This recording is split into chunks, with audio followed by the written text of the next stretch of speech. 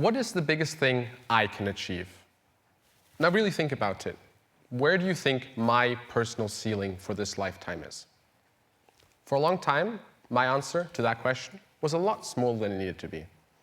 I was trying to be reasonable, mature, and responsible with my answer. I was trying to be an adult, mostly like many of you. It felt like life was setting it on these tracks. Finish school, do well in your degree, and get that job you've always wanted.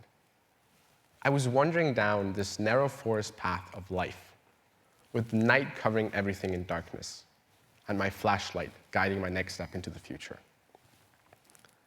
Now, when I was younger, I loved being outside and playing sports. Be that playing football with my friends or swimming, which was a key pillar of my childhood.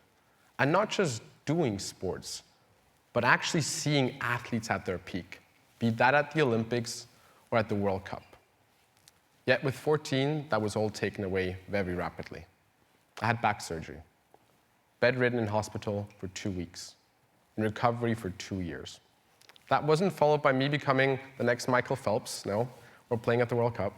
It was followed by an aneurysm, another surgery, another 10 days in hospital, and 1.5 years of recovery. At that point, I felt like I've taken quite a few hits and real life had kicked in, or I was just growing up, which I'm still told I need to work on, by the way.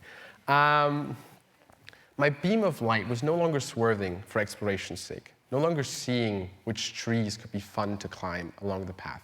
No, it was straight ahead. I didn't have much drive to do anything about it. Not because I was much different, but changing my situation felt hard. And more than that, it felt pointless.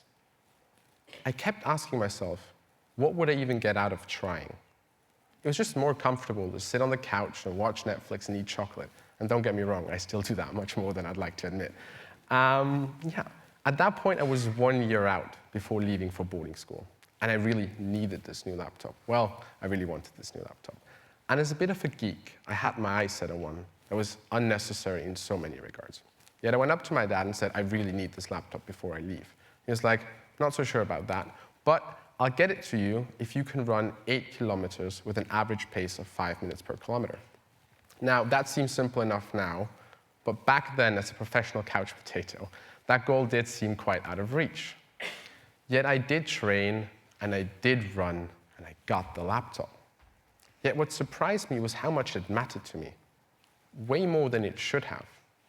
And I didn't really understand why that was. Yet with laptop in hand, I left for boarding school. And only there did I realize why it had mattered so much. It had nothing to do with the laptop, and don't get me wrong, it was great. It's been a trusty partner ever since. I even wrote this speech on it. Yet it was proof. Something finished. Something that couldn't be argued with. Someone saying, you did it. Now, boarding school was special for lots of reasons. But one thing stood out more than anything else. No one knew me. There's no history, no labels, no one I was supposed to be. I could have said I was a musician, and for those of you that know me, I am definitely not a musician by any stretch of the imagination. I was free to wander with my light, exploring the shrubbery along the path, or actually the trees that we could have climbed.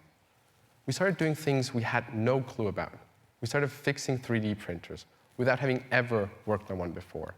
We started a podcast just because it sounded interesting. And back during Corona days, everyone was starting a podcast, so we jumped on that bandwagon as well. Now, I'm not a podcast host, nor do I fix or build 3D printers, which is also not the point.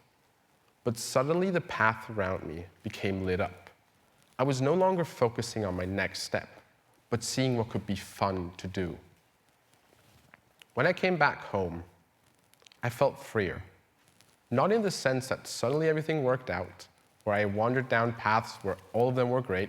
No, there were still plenty of paths wandered down that I could have spared myself, and projects that were, well, not successful to say the least. And I came back with that light, being more free, cautious of where I was pointing it, and actively choosing to do so. Also, the question had changed, I asked myself. It used to be, what can I do? Now it is, what do I actually want to do? It used to be me asking for permission, not from other people, but from the limits I had internalized. So I decided first what, and then figured out the how.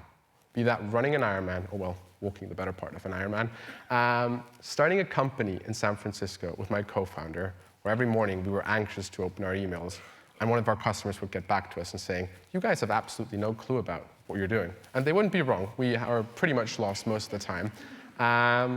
We're working on projects that have taken me as far as Antarctica, with 3 months' notice to scramble everything together so we wouldn't freeze to death on the 7th continent. Very different things, but driven by the same shift of actively choosing to point my light places I was curious at.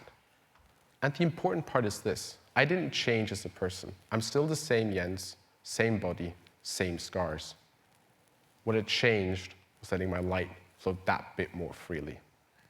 So I'll leave you with this. What is still out there for you to shine your light on? Thank you.